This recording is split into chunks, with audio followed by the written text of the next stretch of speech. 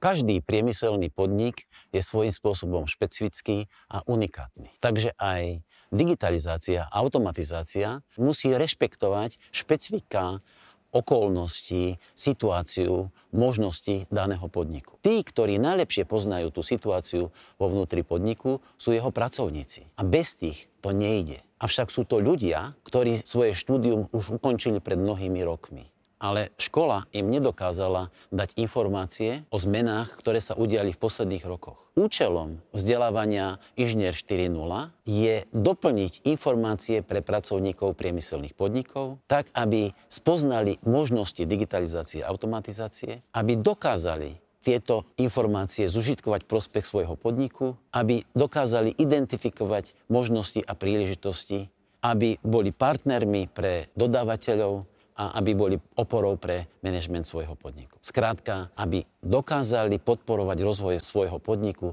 tým správnym smerom.